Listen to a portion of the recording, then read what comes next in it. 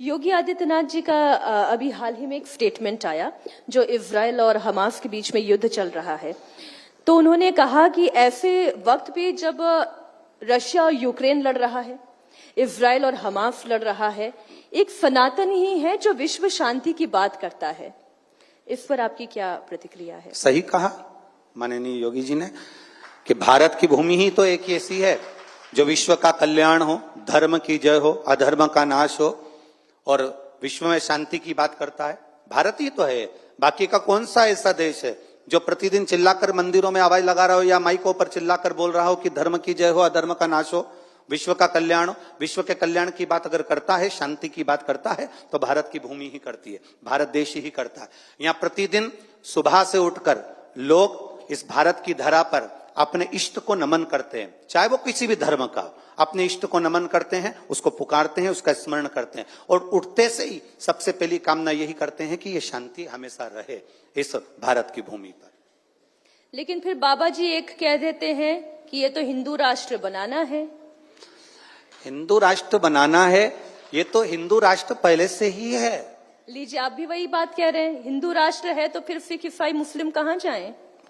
ऐसा नहीं है कि हिंदू राष्ट्र क्या हर व्यक्ति, अब रावण अपनी बहन को कहीं भगा देता क्या? रावण अपनी लंका में उसकी बहन भी रह रही थी, उसका पूरा परिवार भी रह रहा था, विभीषण भी रह रहा था। तो ऐसा नहीं है कि हिंदू राष्ट्र तो पहले से भी है, जहां समर्पण है, जहां आदर है, जहां सत्कार है, एक दूसरे के दुख में शामिल होने की जिसके अंदर भाव है, तो वो हिंदू राष्ट्र के अंतर्गत किया जाता है। ये जरूर है कि आने वाला जो समय है, आने वाला जो समय हमारे सम्मुख में आए तो हमारे बच्चे संस्कारों से विहीन ना हो जाएं, उसके लिए ये शब्द बोला जाता है कि हिंदू राष्ट्र बनाना है, जिससे संस्कार, संस्कृति और सभ्यता ना चली जाए। संस्कार,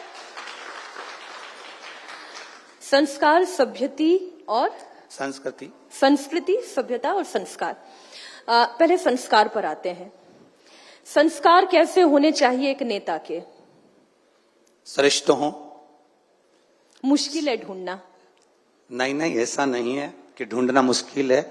जब हीरा मिल सकता है तो नेता क्यों नहीं मिल सकता? संस्कारवान। तो ये तो गलत बात है कि ऐसा नेता नहीं मिल सकता जो संस्कारवान ना हो। नहीं, मैं क्यों कह रही हूँ, मुझे माफ करिएगा, मैं टोक रही हूँ क्योंकि मुझे भी तो अपनी जिज्ञासा शांत करनी है। मैं इसलिए कह रही हूँ क्योंकि जो व्यक्ति आपको पसंद आए वही व्यक्ति मुझे पसंद आए और तीसरे को भी वही व्यक्ति पसंद आए, ये तो संभव नहीं। बिल्कुल। किसी के लिए कुछ अच्छा हो सकता है और कुछ बुरा हो सकता है जो आपको अच्छा लगे वो मुझे बुरा लगे। तो कैसे तय करें? ऐसा नहीं है कि ये तो निश्चित है कि हर व्यक्ति को, सही बात है कि आपको जो भोजन की टेबल पर रखा है कि सभी सब्जी आपको जो हमें पसंद आई वो आपको पसंद आए, ये निश्चित आप सही बोल रही हैं। पर मूलतः उसका कर्म जो उसने करा है, कोई राजनेता अच्छा कर्म कर रहा है तो आज नहीं समझ में आएगा तो कल तो समझ में आएगा, कल नहीं आएगा तो परसों तो समझ में आएगा। उसके संस्कार उसके करने पर झलकते हैं, वो आज नहीं आएंगे सामने तो 2 दिन बाद आएंगे, पक्का है। और जो नफरत करने वाले हैं वो भी एक दिन प्रेम करेंगे, ये भी पक्का है। ऐसा नहीं है। तो संस्कारों से पहचान तो हो जाती है। आपने कहा कि संस्कार वाला व्यक्ति दिखेगा कैसा या उसको पहचानोगे कैसे, तो मूलतः यह है कि वो सबके प्रति समर्पण का भाव रखेगा, अपने आप धीरे धीरे बढ़ता जाएगा, लोगों की दृष्टि में आ जाएगा। जैसे कई राजनेता लोगों की दृष्टि में है कि हाँ संस्कारी है, उसमें क्या है? कौन है वो संस्कारी नेता? अब ये तो नहीं, आप राजनीतिक परिप्रेक्ष्य में रीजनल ना सही, जरा नेशनल पर्सपेक्टिव में बता दें। ना, ये तो बाबा की मर्जी है, भोले बाबा जाने और उनका कार्य जाने। इंडिया टीवी हर वक्त हर जगह डाउनलोड करने के लिए सर्च करें India TV news Google play store या ऐप स्टोर पर।